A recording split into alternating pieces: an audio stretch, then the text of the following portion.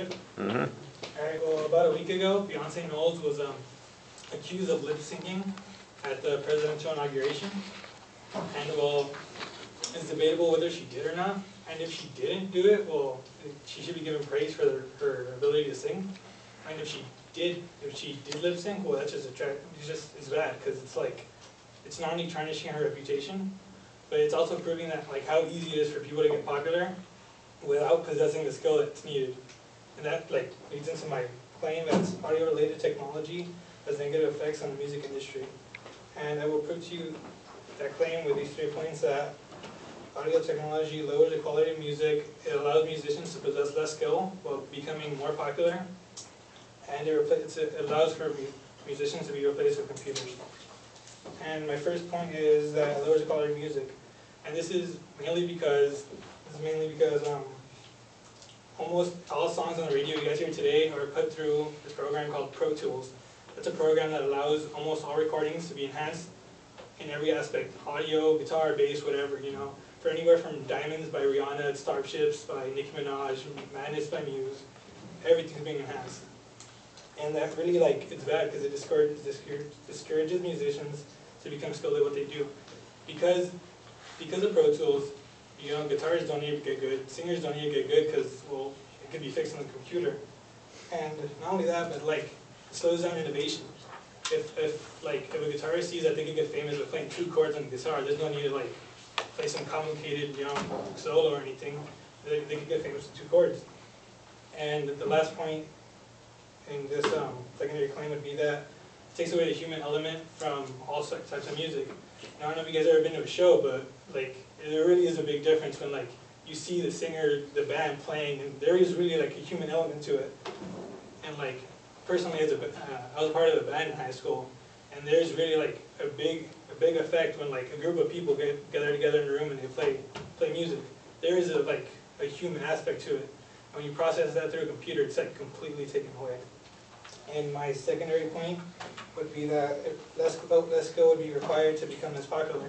Although some may say that this is a good thing because you would be allowed to make more money, I would say that it's bad because, well, anyone could do it. At that point, you know, like, you pick up a guitar and you're able to sing, you can become popular. Anyone who's been playing guitar for 10 years, kind of, like, screws them over.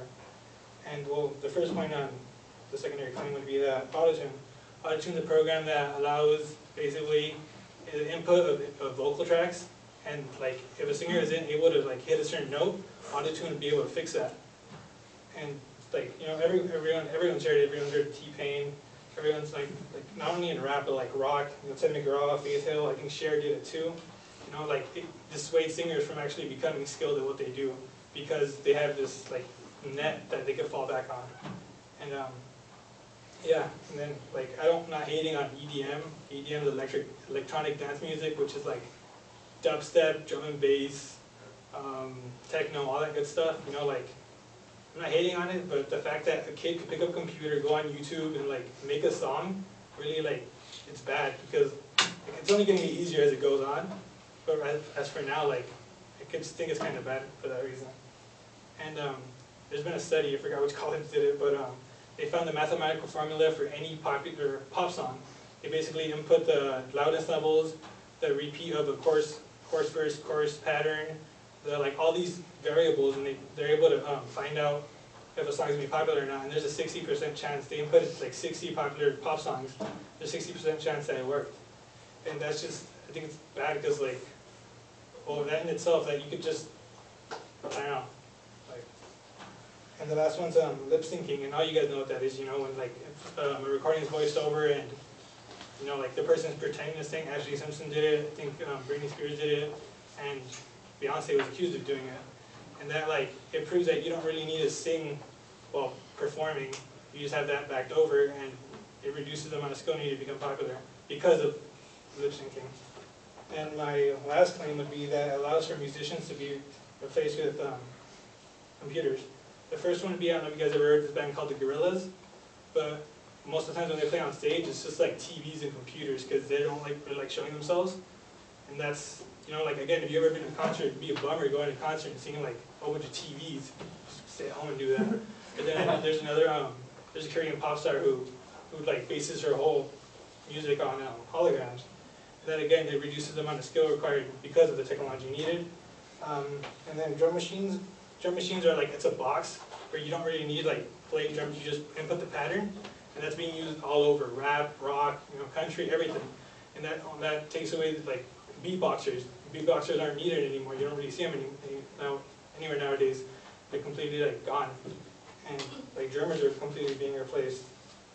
And well, yeah, because of those 3 points, they prove that audio technology has negative effects on music. And as Dave Grohl, the frontman of Foo Fighters and the drummer of Nirvana, said, "When I listen to music these days and hear Pro Tools and drums that sound like a machine, it kind of sucks the life out of music."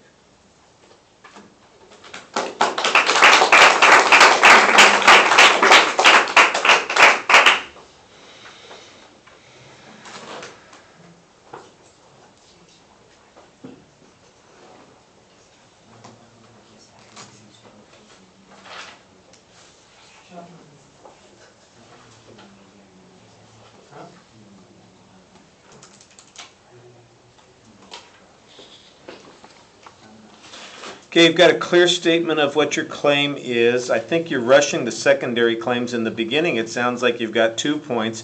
By the end of the speech, it sounds like you've got 4 points that you're presenting. And when you present those points, your voice tends to drop out. Sometimes when you're making the transitions between points, your voice also drops out a little bit. And as a presentation thing, that is problematic. It suggests a lack of certainty and confidence in you, and it undermines your credibility as a consequence. And I don't think you want to do that. You sound pretty opinionated about what you're saying, and so you should be more forceful instead of being kind of passive in approaching those things. The internal signposting is okay. There's not much evidence on this. There's a lot of opinion, and most of it is still, I think, a value argument. Whenever you say the quality of music is being affected by this, quality is inherently a value-based issue, and what one person likes, somebody else doesn't like. If people are perfectly happy listening to and buying Britney Spears or Rihanna or any of these other people who use auto-tune and lip sync and don't have the musical skills that you're talking about,